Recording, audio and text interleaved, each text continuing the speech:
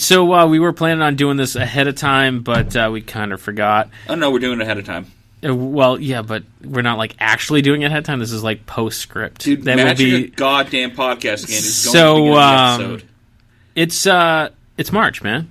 Technically it's February, but this will be going up in March. Dude, it is. We are literally like 20 hours and 1 minute into February, and it's March. It's March. So it's Tripod Month, which is hashtag TRYPOD, where that's where podcasters encourage people to check out other podcasts.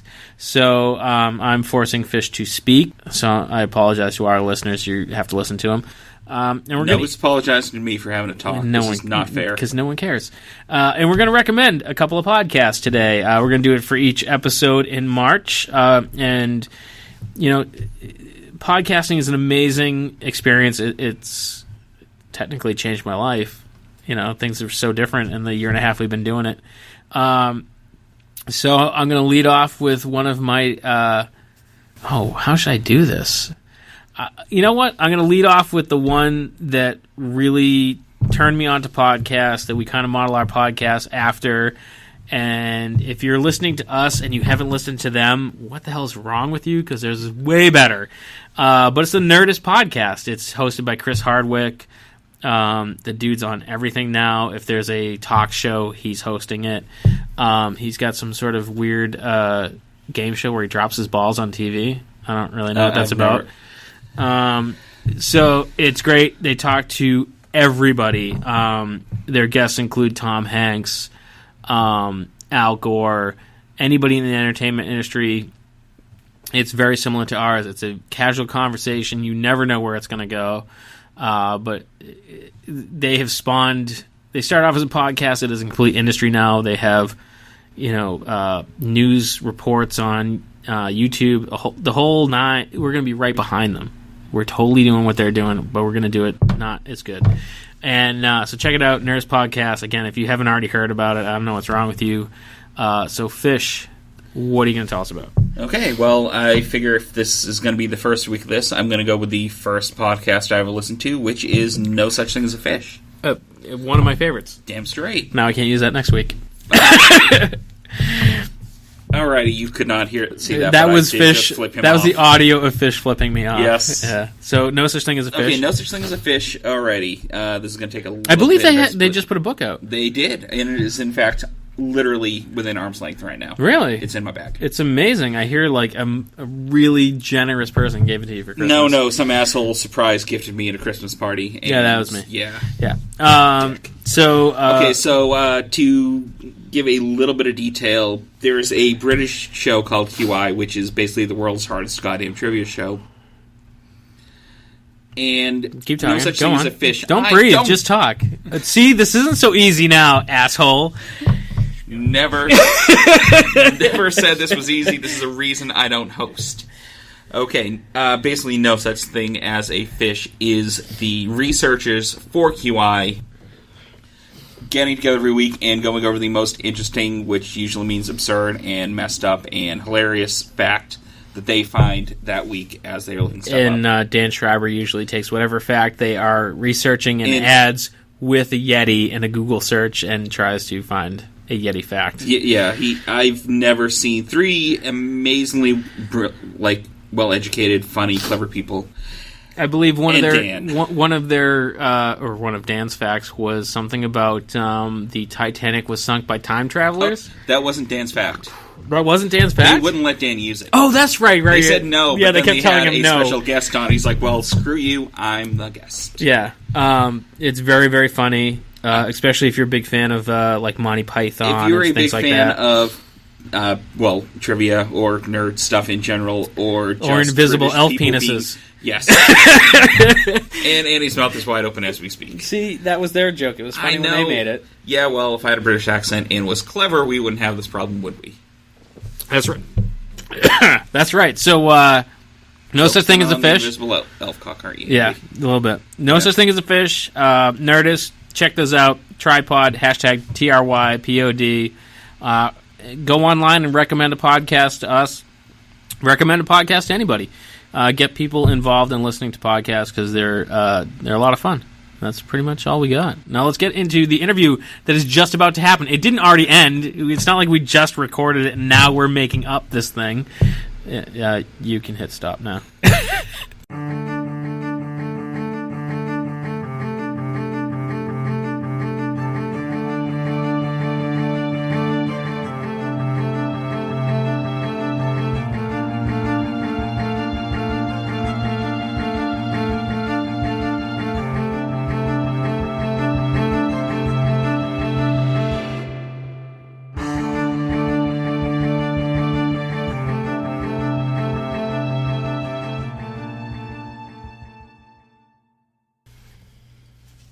I think it was like Hunt's, one of the local companies. Yeah. Had like a little expo thing and exhibiting the beer as well.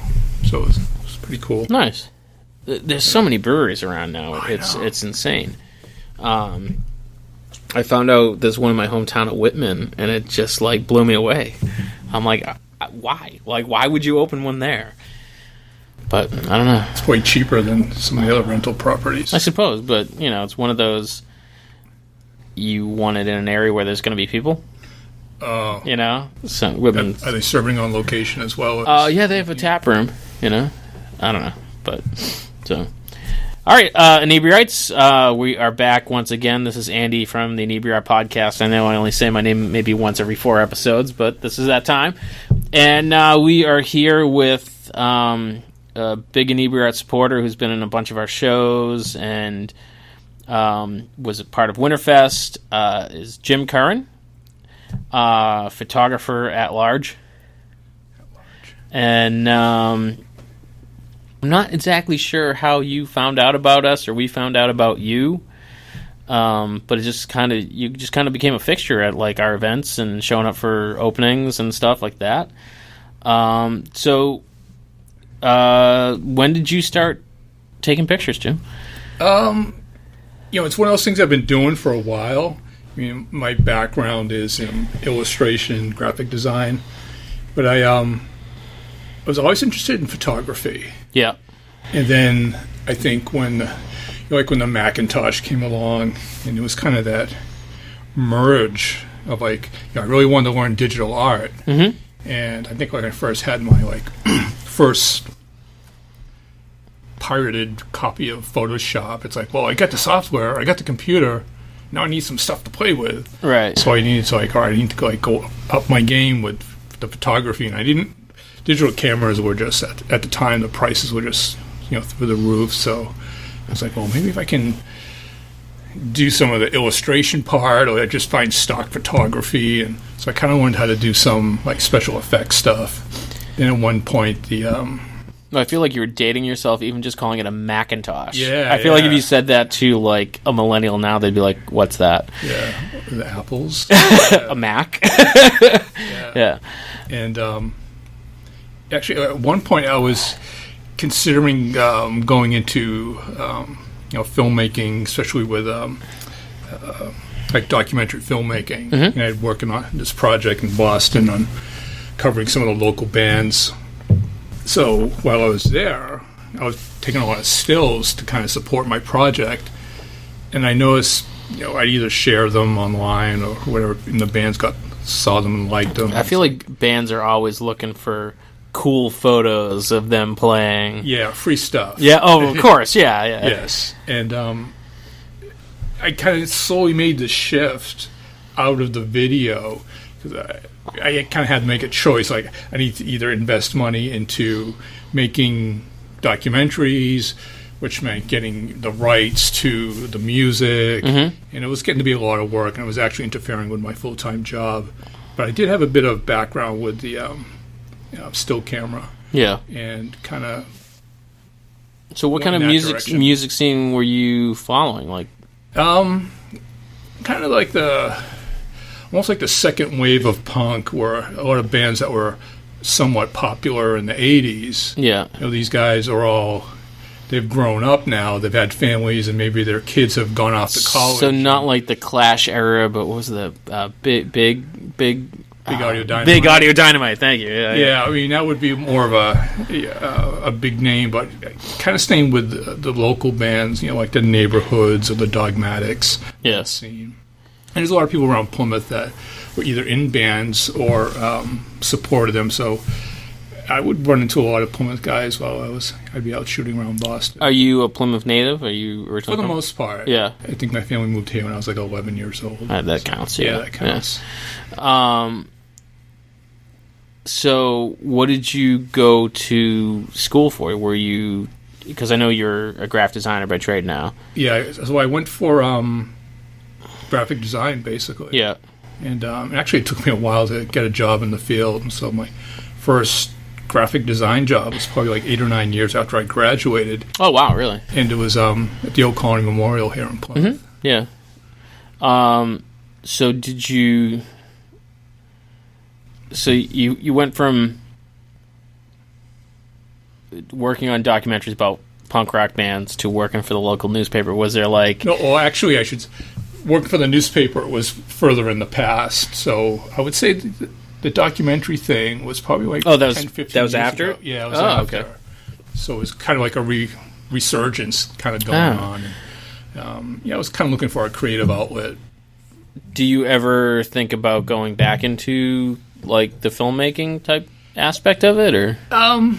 In the back of my mind, Yeah. like I said, it was going to take a commitment, a financial and time commitment, and I kind of had to make that decision. And it's like, the technology was changing at the time, and I thought the camera I had was the coolest thing to record. And like the next week, it's like, no one uses tape anymore. And everything's this, and it's like, well, it's right about the time that you switch to like what everyone's using, where like some famous guy is like, I shot this movie on 8mm, and everyone's like, it's the greatest thing ever. It seems like there's always just that kind of a balance between what's current and what's retro and classic. Yes. And still be quality. And I think some people can say, like, oh, I got this, it's retro and blah, blah, blah. It's like, well, do you know how to use it? Right. It's like, are you using it to create your art? Or are you just hitting the button on the top of the camera? Well, that's a really good point. I remember in high school there was photography classes, and like you had to develop your film, and it was a process. And I feel like now everyone is a quote unquote photographer. If you want to spend some money on Amazon, you can have a digital camera. And I mean, I've been to a lot of Comic-Cons and stuff, and you see these guys with like these rigs of like lights and diffusers and I've been like, really? Are you here just to take pictures of pretty girls, or are you an actual photographer? Yeah, I see that on several levels. I mean, walking to the local coffee shop, and every week there's at least 20 plus adding more of people who probably got a digital camera for Christmas and think they're a professional photographer, and either shooting weddings or shooting babies. And shooting babies? They weren't running fast enough.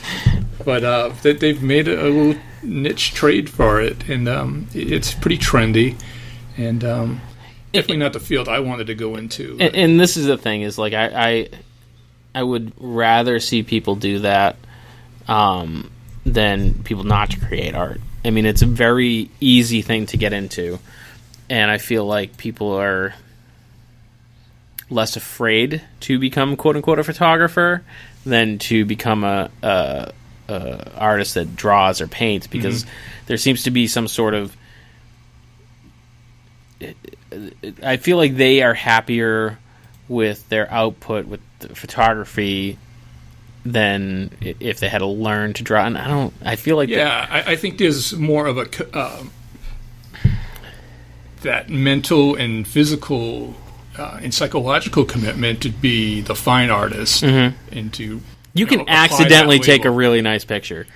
True. It's hard to accidentally draw a really nice picture. And naturally a lot of it is subjective. Of course, yeah. And But I think I'm sure there's a psychological name for it, but a lot of people say, like, oh, I'm not quite good enough. If I spend another $1,000 on that lens, that'll put me in the next level. And it's funny because it's like... I never worked with my paintbrushes. Yeah. But I feel like there's a certain aspect of that where if you do... It's nowhere near the amount of money you put in. But I feel like when you use higher quality product, you can tell. But it's not... if you spend $1,000, you're maybe getting $10 of improvement. But, I feel like there's a little bit of trade-off there. Sure. So, for those budding Instagram artists, like, what would be your recommendation for them to kind of step out of the trendy photography into, like, being a serious photographer? Like, is there, like, would you tell them to focus on a specific subject matter, or, like, what would your recommendation be if they wanted to get serious? Well, I think to be serious, it's just a matter of mindset. But I think it depends on what your goal is. If someone's like, well, I want to have pretty flowers, but I want to have the best pretty flowers. Yeah. And someone's just like, well, I want to have National Geographic looking stuff where everything's really sharp focus and bright colors. And, I think all comes down to, like, capturing your world. Yeah. Like, so do you try to capture the things that you notice that other people don't? Is that kind of like... That's what I try to do. Yeah. And I really try to avoid the obvious things. It's almost like a bucket list of things I feel like shoot. That you were talking about how you were listening to Jody Burkett's podcast with us, and I believe that's exactly what she said, is there was some sort of photography get-together, and everyone's taking the same picture of the same thing, and she said that her and you, I think, were kind of like, oh, look, this other thing. And so do you try to, like, bring out the art in the mundane? Is that... Yeah, sometimes it's like, it's so obvious people missed it. Yeah.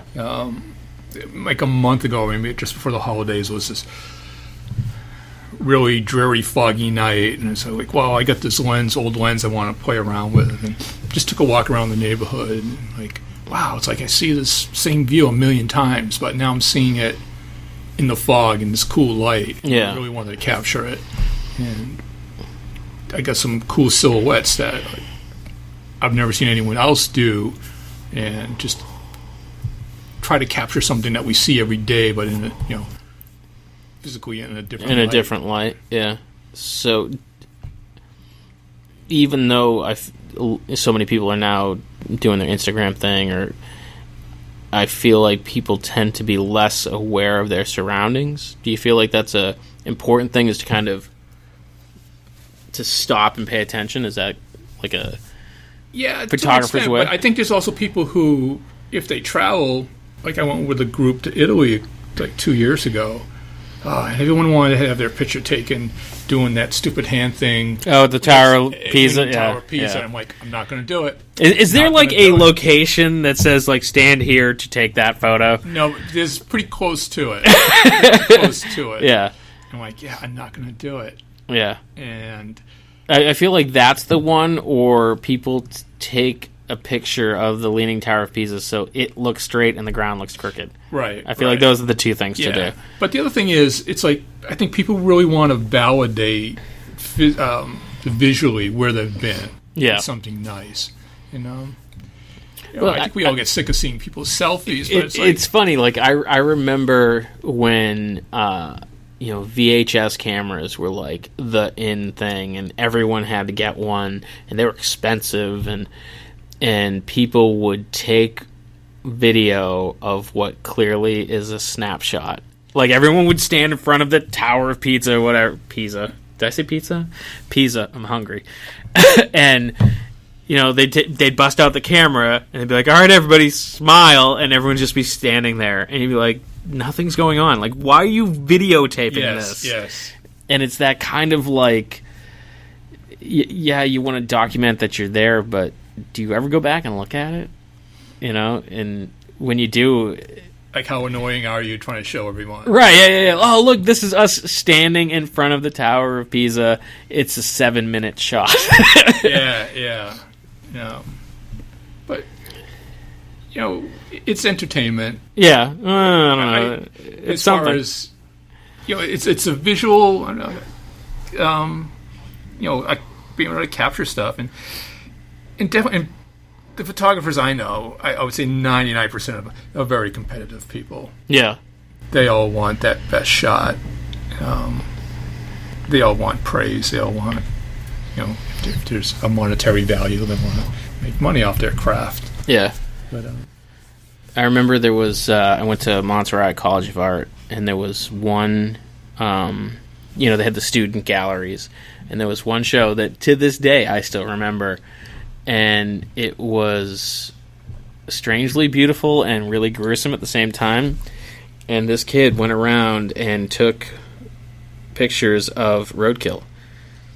And, it's the contrast of, like, the soft fur against the hard asphalt. And it was, like, really turned up so you could really see the grain in the asphalt. And it's that kind of, you would not think to take that picture. Mm-hmm. So I really appreciate when someone kind of finds that thing that you overlook, that you kind of pass by all the time, you don't think about, and this person is kind of like really focusing in on that image to show you, the tragedy or beauty of it or whatever. And especially when they're presented in a series. Yeah. I think you really see the art in it, mm-hmm. whether it's disturbing or not. I think it's still art. I'll tell you later. I have a idea for a series of photos, but I'm not a photographer. But I'm I don't know. I think it'd be cool. I'll tell you that later, though. I started doing a series when I was over in England for one of my brother's weddings, and I just noticed the graphics on the streets look so different from what we have here. Mm-hmm. So I just started shooting like the stripes and all the different road signs and whatnot. Yeah. Well, even the ones right on the pavement. Yeah, because they're just these cool patterns to me. Mm-hmm. And just putting them together, I thought it was to me it was different. It was art. Yeah, and that's I appreciate kind of the tourist, because I went to Europe and Russia a little bit, and I remember when I was in Russia, we went to visit an old palace, and it's beautiful and it's classic. But when we were in London, we kind of skipped all the tourist things, and we went to Camden, and there was just something about it. It was kind of real and earthy's not there, but you felt this is where people go when this is what it's like to be a Londoner. It's kind of that experience that you don't get going to the Tower of London, because when you're at the Tower of London, it's you and a guy from Australia and a guy from France and 6 Americans, and you're not getting that experience, right. To feel what it's like to be from there. Right. It's it's cool if they don't have a gift shop. Yeah. Right. Yeah, exactly. Although Camden was this kind of weird, eclectic. I always refer to it as Harvard Square on steroids. So there's tons of shops, but it was not. You didn't get postcards and red phone booth salt and pepper shakers. It was cool, eclectic, artisty type stuff. Genuine. Yeah, it was really neat stuff. When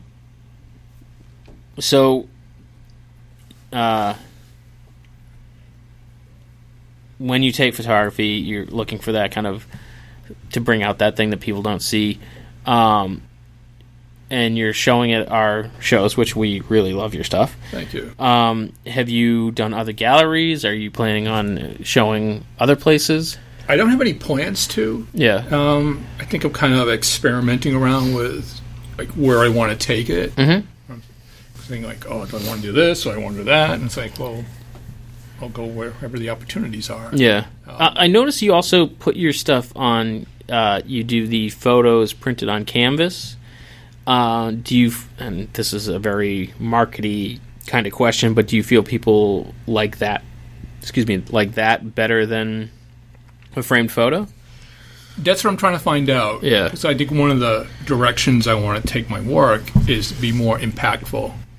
Yeah. And I think if the image holds up big, is impactful, then it works for me.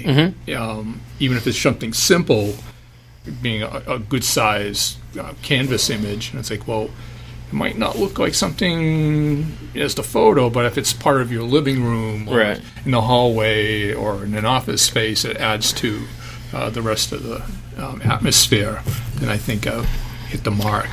And where you have a past history of, drawing and painting, have you ever considered doing a photo painted on canvas and then going back and working on top of that? Is that... to an extent. Yeah.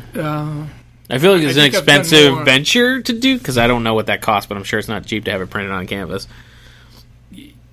Yeah, it's not cheap, but I think it's become more competitive. There's more companies doing it now, yeah. So the prices kind of have come down a bit. Yeah. I think I've been doing it mostly on the computer. I think I can take more risk. I'm not committed to painting on a canvas. That undo button's really nice, isn't it? Yes. Be like, oh, undo. Yeah.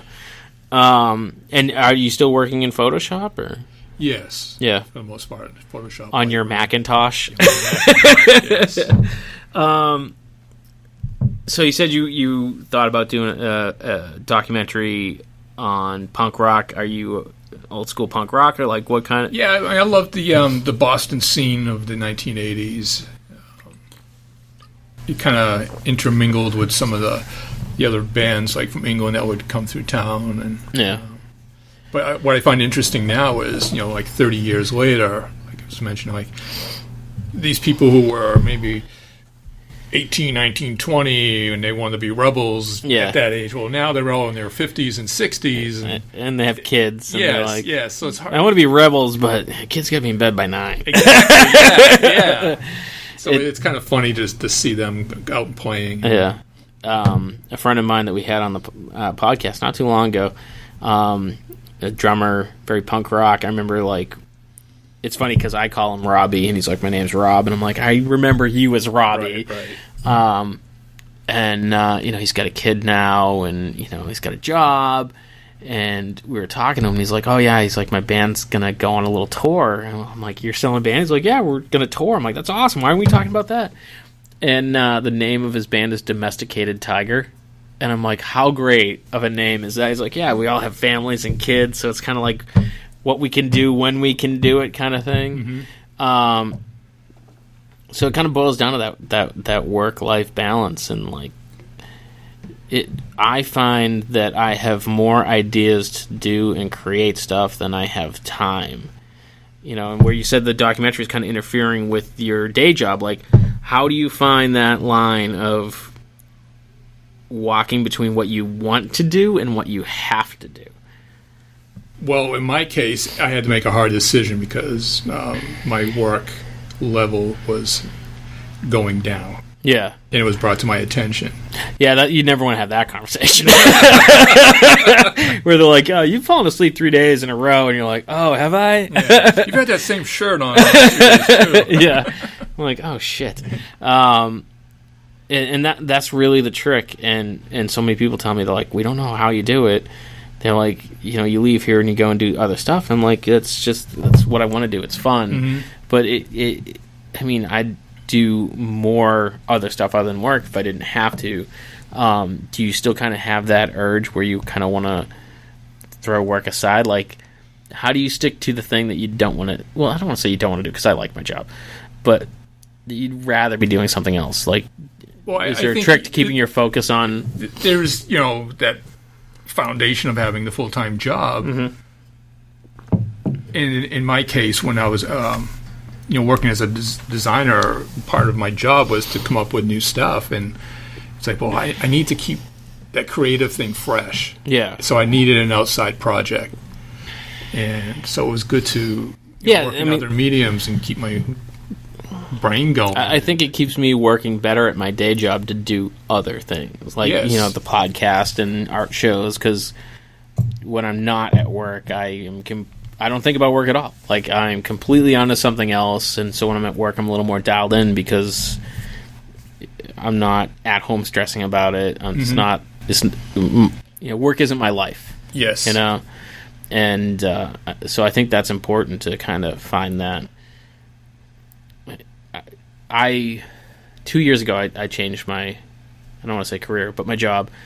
And that job was, when I wasn't there, it was still sucking my soul out some way. And it was just like, I can't do this. I'm to the age where it's not healthy to kind of work that way. I was in the same situation, and I had a long commute too. I mean, fortunately, the commute allowed me to decompress sort of on the way home. Yeah. But, that also depends on your commute too, because if you get stuck in a lot of traffic, it could just enhance it. And no, that's when you get to like didn't. road rage. And so when I was laid off 2 years ago, and you're devastated when you first find out, and it's like, this is probably the best thing, like health-wise, because just the stress levels were just out of control. Oh, it was, and the job, even the job when I took it, it wasn't the most creative thing, but there was some creative things about it.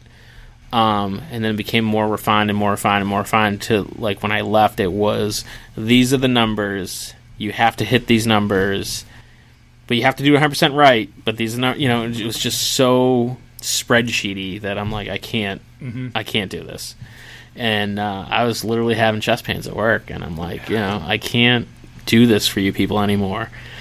And you don't want that in your obit. No, and it's like, worked himself to death. Yeah, thanks. Yeah. Awesome.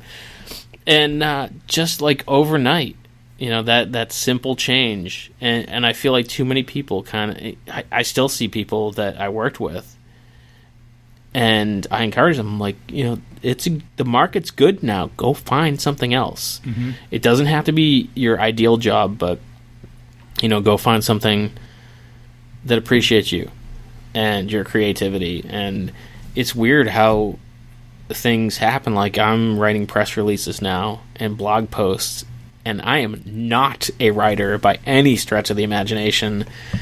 I can spell writer, and that's like run through spell check. Yeah, I said through spell check. Mm-hmm. Fish over there give me hand signals. Yeah, well, I think a lot of it comes down to where your passion is. Yeah, if the topic is something that you're into, I think you're passionate about it. I think it was like forced upon you to have a blog about something that... Well, I think the thing that's really engaging me about my new job is it's new. And I like learning, and I like experiencing new things and new people. So anything like that is, I'm geared in, because it's like, what's going to happen next? Let's find out. So being a graphic designer, do you ever kind of get stuck in that rut where you're like, I'm designing another newspaper? Like, do you try to kind of spread that out so you're doing some side work, so you do some interesting things? Yeah, like, I've always had something on the side. Like I said, I was at the O'Connor Memorial I left, I think, twice and came back, but over the course of 14 years I was there. Do you know Kate O'Neill? Not sure what she did. So. I think she worked for the newspaper. The newspaper. I was there mostly during the 90s. Yeah. Oh no, then probably not. No, it was for that. Yeah, she left her job a couple of years ago. And also, she'd have been in high school. Yeah. So what's like the coolest graphic design gig that you ever got? Did you ever do album covers for local bands? Yeah, from high school, I remember going and interviewing where I went to art school. I went to Butera School of Art. And I remember interviewing with the president of the school, and he said, "Well, what do you want to do?" And I'm like, "I want to design album covers." Of course, which I'm sure the guy's like, "Yeah, of course you do." But, yeah. But then a few years later, it's like, "Well, now they're CDs." And then from apart and the whole. I mean, that industry itself has changed so much. Yes. I remember having albums as a kid, that like I had the Jethro Tull album that opened up as a newspaper, and their album Stand Up was a pop-up thing, and what was it, the Cheech and Chong one came with a giant rolling paper. Yes. So it was like really creative and innovative. And then you got to CDs with the long boxes, which was nowhere near as cool. Yes. But also, not to give away my age or anything, but like, I remember. Oh, please do. No, all our podcasts, I'm like, so blah, blah, blah. And like the 17-year-old sitting there is like, I don't know what you're talking about. But I remember. Last week? It was last week, so I feel like I can relate to Jim. Yeah. That microphone's way older than him. I said Jethro Tull, and he was like, yeah.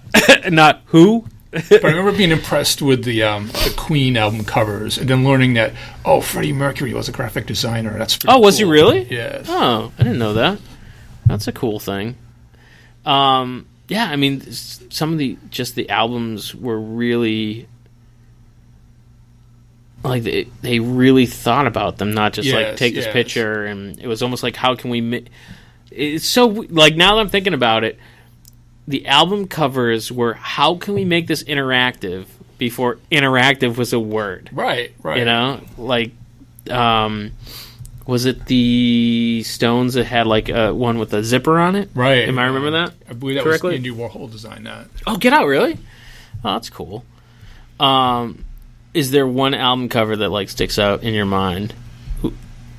Probably, like the Queen one from A Night at the Opera, which had the swans, and basically what Freddie Mercury had done was take the horoscope signs of each of the band members and combine that into like one crest or one logo. Oh, no kidding. I'm like, wow, how clever. Yeah. I'm like, it's like, it's cool and smart, and it's like, that's the way I want to think, that's the way I want to work. Yeah. And graphic design is really like a different way of thinking. Like I took plenty of graphic design classes. When you go to art school and you're kind of in that second year and you don't finish, you take a lot of random classes, because they're like, you got to take this, you got to take that. So like I took a package design class. That was really interesting, and a lot of math involved, right? Not really, because we were just more like on the graph design part of it. So it was like, we had a I don't know if you ever see them. I think they're called Table Talk pies. Oh, yes. We had to redesign that. We had to design a clone box. And it really gives you perspective on, like, so many people I talk to, and they'll be like, my kid wants to go to art school. I'm like, that's awesome. They'll be like, yeah, but you can't really make a living. Be like, no, you can 100% make a living. You just don't realize how much art is involved in everything you deal with. Exactly. Like everything you touch has a designer. Someone decided what color, and they had to go to a committee to sit down and decide what color, and they had to talk the committee into what color for a reason. So it's there's so much beyond that. Do you still see kind of? Do you think there's more people that understand that now opposed to kind of back in the day? I think so, and I think some people kind of get backed into it. I worked for Staples for years and got involved in several mediums and several parts of the marketing. And near the end of my career there, I got involved with some package design, and we were talking about, you want to design the cases that paper goes into. Right. It's amazing the science that goes into it. Yeah. It's like, does it look good in the store on the shelf? Is it going to look good in your office? People keep these boxes after they're done with the reams of paper for storage. And so like you're still getting that advertising dollar well beyond. Yeah. Right. So stuff like that goes into it. Yeah. The company I work for now, they have their giveaway, and they go to these trade shows and they're like, give these away. It's a clear plastic ruler, and the vice president of sales and marketing is like, I want this ruler on every person's desk that we can get it on. And so I was kind of talking to him about it, and then it occurred to me, I'm like, yeah, you do, because it's not, where's my ruler? It's, where's my Atlantis ruler? Did you take my Atlantis ruler? Right. And, people kind of add that little bit to, to define what it is they're looking for. And so it's not the, where's that box? It's, where's that WB Mason box? And without realizing it, you are literally word of mouth advertising it every time you say it. Right. And I think people miss that bit of, it is art, and it's somewhere between art, science, and psychology, all kind of melded into one. Well, I think when it's done right, it works seamlessly, and effective for whoever's paying the bills. And sometimes you just got to do it because people tell you to. Do you ever find that point where you know what's the technical right thing to do and you have to convince the client to like buy in, and they're like, no, I really want it pink, and you're like, no, pink is the wrong color or whatever? Yeah, we've had situations where it was a design and we had a certain color palette that was very positive, and they're like, I want purple, orange, and green. Well, it's kind of the other way around. Yeah. It's like, oh, I hate those colors. I hate, like, well, what is it? Like, oh, I just don't like that color. Like, my old boyfriend used to wear that all the time. Or, like, really? Just, like, the people... thousands and thousands of dollars riding on this campaign, and it comes down to you and your ex-boyfriend. And... It's crazy how people think. Yeah. And it's just... A lot of it has to do with like the wrong people making the decision. Mm-hmm. They're thinking about themselves instead of how other people benefit by it. It's funny. I listen to, especially now that we do this, I listen to a lot of podcasts, and one of the ones that really kind of turned me on to podcasts, and this is more or less kind of, we stole the idea, is melded after. Based on is the Nerdist podcast, which has far more famous guests, no offense, and a way more famous host. And so they're always talking about, kind of the Hollywood industry, and they're like, there's some people who will literally show up to give you notes just to validate their paycheck. Been like, I'm giving you notes because I have a job here, and I feel like my job is that I have to give input. Or yes. Otherwise my job doesn't count. Yes. Actually, when I was in art school, I had this one instructor he's been a mentor ever since, and he was a very good illustrator. And I think at the time who his client was might have been like Jordan Marsh. For those young Jordan Marsh. Yeah, jeez. That's what Macy's used to be. And they had fantastic. First of all, our listeners are like, Macy's? Yeah. Wait, Macy's is still a thing, right? Is that still a thing? I think the last store at the mall. Yeah. I think there's one at the mall. Yeah. So he would have to illustrate these like room scenes with furniture or whatever, and there would be this one client who would, like, no matter how good it was, and he was a very very good artist and illustrator. She's like, well, move this, move that. So. His name was Rob. So Rob he had this old English bulldog, and it was part of his logo and everything. So he would purposely put the bulldog like on like one of the pieces of furniture. Yeah, like it would be like a copy or something. He'd paint the bulldog, and so he'd like go downtown, had the fancy boardroom meeting, and he'd present blah blah blah, and sure enough, like we love it, but one thing, get rid of the bulldog. So it was like the one thing that he always put in just so they would have something to change. Yes, and he'd go home and he'd have the other version all set. And mail that off to him. Smart. He could have like spelled people's names wrong. I was like, they just had to have that input to feel like they're part of the process. Yeah. And I think we just kind of called it the bulldog trick, just to use an obvious wrong thing. Been like, it's great, but why did you do that? I can fix that. Yeah. It's funny how people are, and it's almost like, and then they'll take credit for the success of it. They wanted to put a bulldog. What are they thinking? So what are you looking forward to doing in the future? Like, do you have any plans? Go to bed. Well, I kind of meant a little longer than that.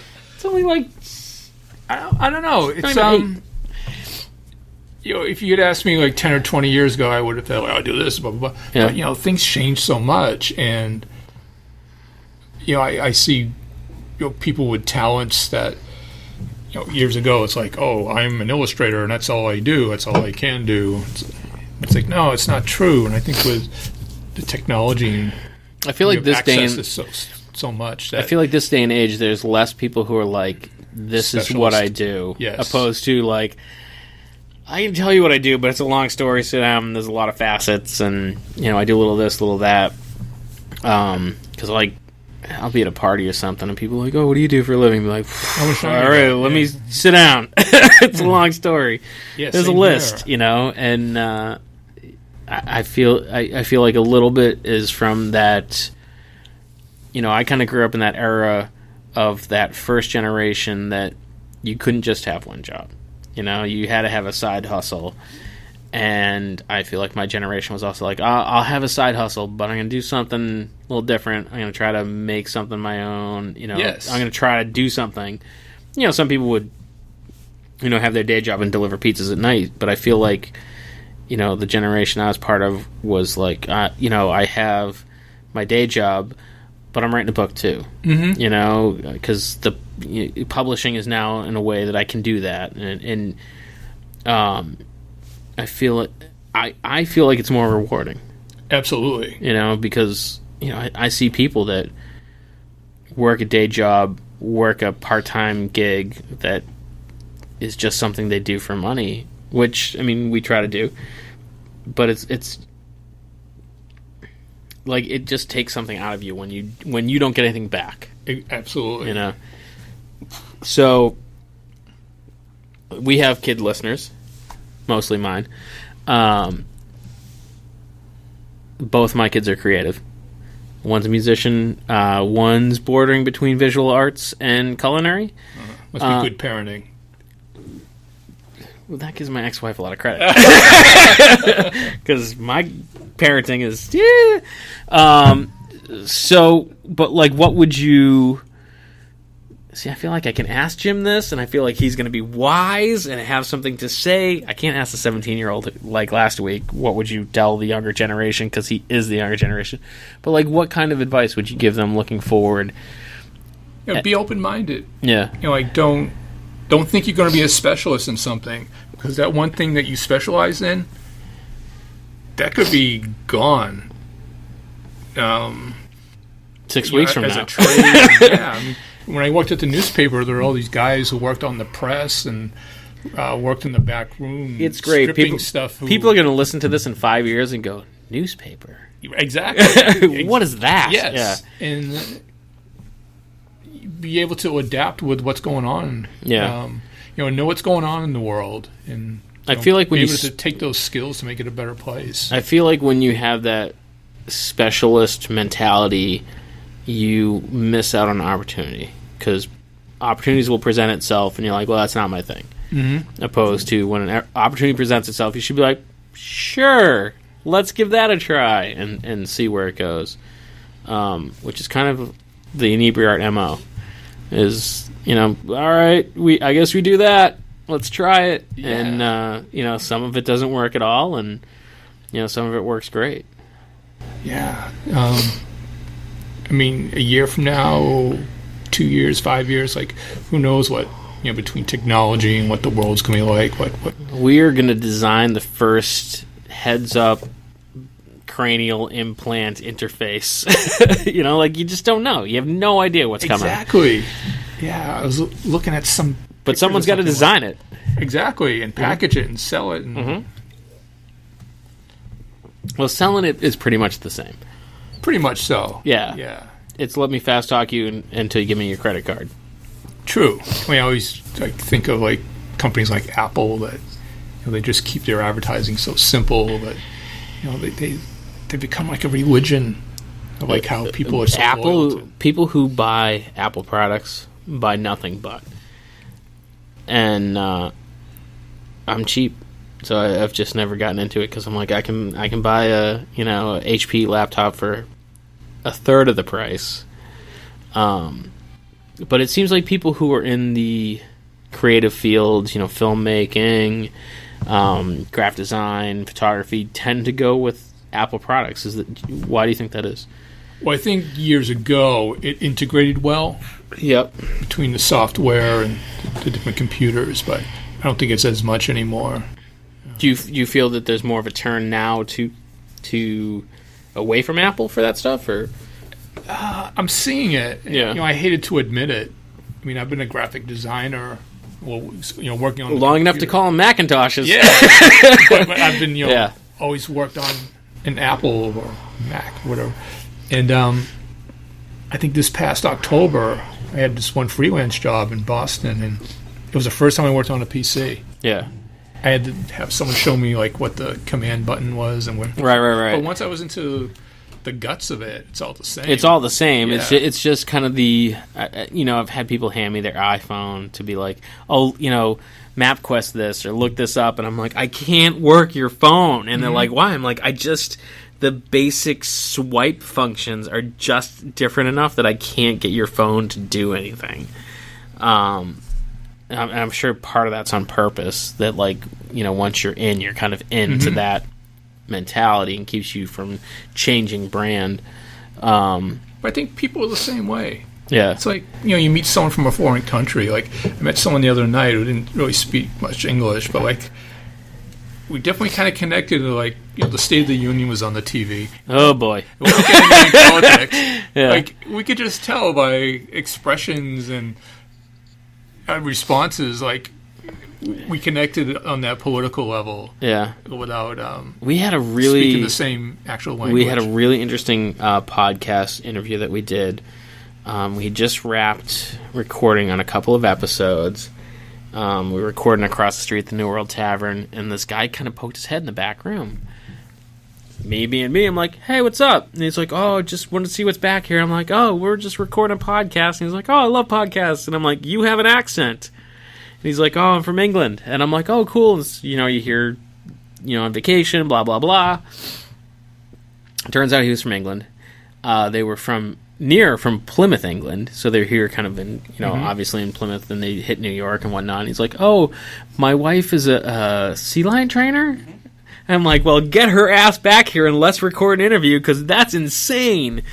And through talking to him, he suddenly was kind of like, we felt, bear in mind he was in the financial industry, but he's like, we felt that, Trump was a loose cannon, but we really feel like he's taking charge now. And I remember at one point where I was kind of trying to tone Fish down a little bit, because Fish is like, no, because I was more interested. I didn't agree with him, but I wanted to hear what he had to say, just because you don't really know. I feel like being a U.S. citizen, we don't have the same interaction that other countries have with other foreign people. I've met people from south of the border. I've met Canadians. Have you ever run into a French dude on the street? No, not really. So it's a really different opportunity. So I would encourage anyone to travel abroad. If you meet someone from another country, sit down and hear what they have to say. Yes, it's eye opening. Yes. This past weekend, joined with some former co-workers before we went to see the Vapors of Morphine show. Oh, how was that? It was very good. Yeah. It was. I wanted to see that because the sax player went to my high school. Dana. Yeah, Yes. Dana Colley. Yes. Yeah. Ed, so I know. So I used to work with Ed at the newspaper. Oh, no shit. Yeah, so he left Whitman-Hanson the year before I went there. Because I remember there was a job fair, and I think my first year there, and so you're going around and it's the Marines, the Navy, every local place, and then Ed Colley's there with his comic strip being like, I work at a newspaper drawing a comic strip, and I'm like, how do you do that? He was a cool dude. Oh, he still is. Yeah, but I just missed the Colleys from that. Yeah. And there's another example. He was a school teacher during the day. Yeah. And did a comic strip. Yeah, and did the comic strip as a side thing. Yeah, Suburban Cowgirls. Yes. Yep, and it got syndicated, and he left school, and I got stuck with who I got stuck with. No, actually, the art teachers were all right there. But he was kind of always that one where I'm like, I feel like I just missed high school by 2 years. I feel like 2 years ago I would have been in. Mm-hmm. So how were the Vapors of Morphine? It was great. Yeah. It was great. I mean, I had seen the original Morphine several times, and it wasn't like you were going to see a tribute band. They kind of put their own spin on it based on their... Yeah. So, Dana obviously was part of Morphine the whole the whole ride. Oh yeah, yeah, And then the drummer, he was, I believe, on the first album, yeah.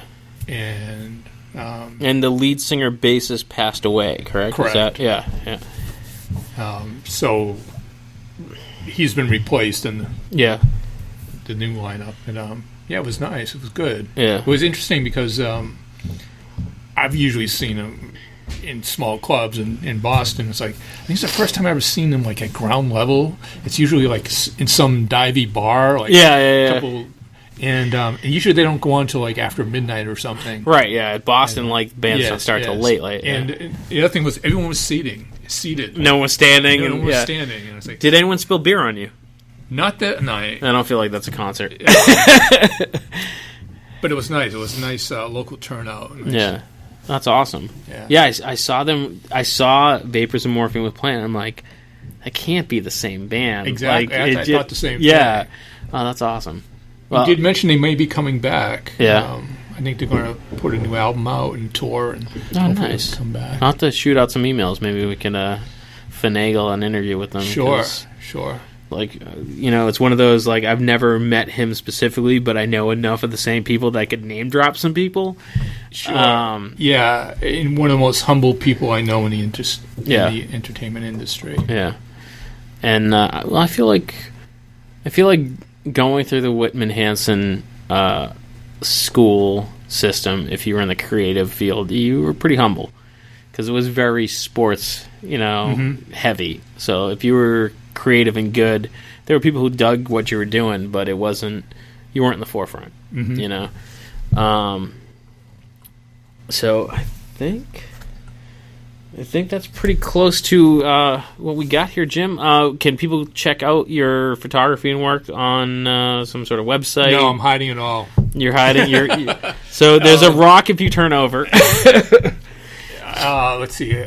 I do have a website. It's jimstagram.com. Jimstagram? That's very trendy. You're the original hipster. Let's see. And on Facebook is Jim Curran Fine Art Photography. And you can come to pretty much any Inebri-art art show. Jim always seems to enter something. And thanks for coming on, man. It was a good time. Thanks for having me. Yeah. And I think that's it. All right. Thanks for listening to our podcast. Don't forget to check out our other podcasts. There's the Bar Talk podcast. There's Old Colony Cast. And, of course, the Inebri-art podcast along with Jam Packed.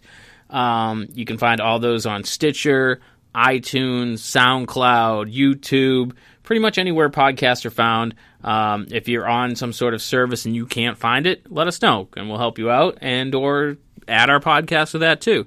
You can contact us at inebriart@yahoo.com and follow us on Facebook as well as Twitter at Inebri-art. And feel free to send us some tips, ideas, advice, hate mail, whatever it is, you can get us there. And again, thanks for listening.